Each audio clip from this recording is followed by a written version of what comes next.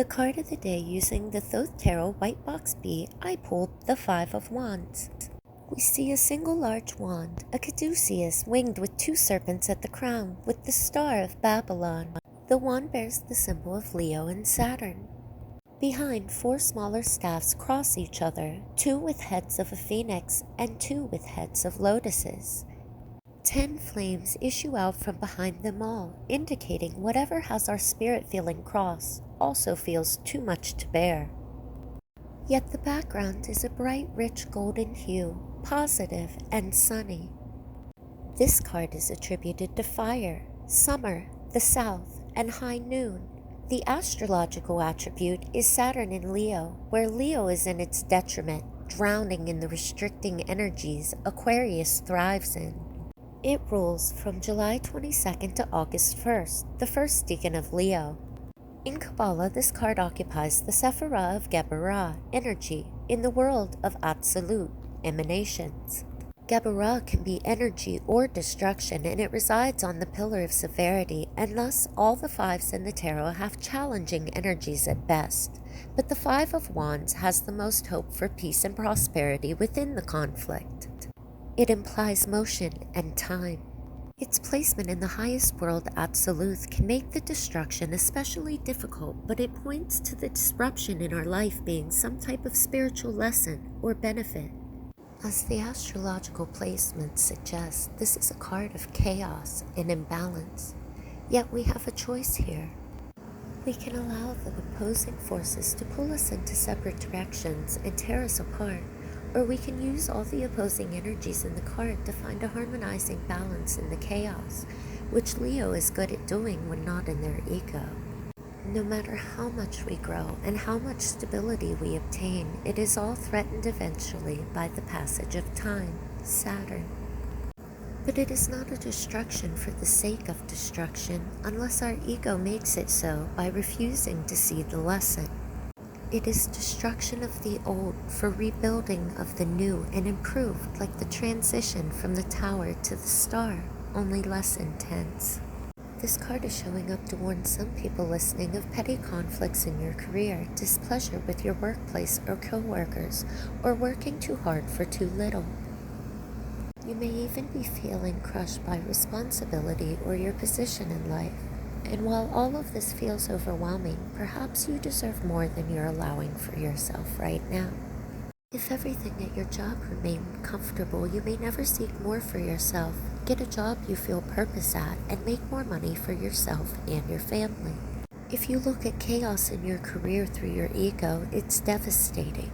But if we can see it as a push to go after more and have more in our life, it can be a revitalizing energy and force. This card points to seeking out riches more so than obtaining riches themselves, but the will to obtain must always come before the obtainment in some way. So now may be a good time to seek a raise or seek a better paying job. For those who've been listening in a bad relationship, this card is showing you that you and your mate's spirits and wills are crossed, not in harmony, creating hateful speech and a devaluing of respect for one another on both sides. Why stay with someone you don't respect? But better yet, why stay with someone who doesn't respect you? There are one or two people watching in a bad relationship who suspect their mate of cheating, and I see this card as a positive affirmation that they are cheating. You don't have to leave your mate based on this reading, because if you stay, proof will come. And this is not everyone in the bad relationship, but this is a message for a couple people in a bad relationship with suspicions of infidelity. Seek and ye shall find. For just a few watching, this card is showing up to warn of legal troubles, either a lawsuit or criminal case. If you use a higher perspective of this situation and don't allow angry, egoic speech to dominate the situation, this could turn into a positive benefit in your life, such as triumphing over your accuser and them having to pay you, or being found not guilty. It could even be that you are found guilty, but in turn get some sort of help or support that you needed. So if something bad like this comes up, try not to worry and to use the highest perspective you can manage to turn chaos into victory in your life. For people who were warned yesterday about a charming, charismatic person you would find attractive but should run from, this card is again reminding you that while they may talk a good game, not to be fooled. Something they say may make you doubt that they're the one I'm warning you about, but make sure that that is true and not just something that you want to be true, or it will cause you unnecessary conflict.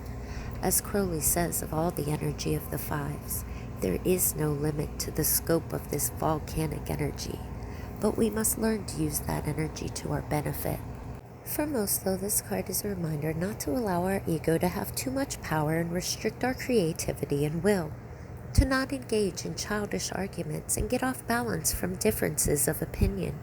Arguments can be used to our benefit at times, but not when we are triggered by conflict.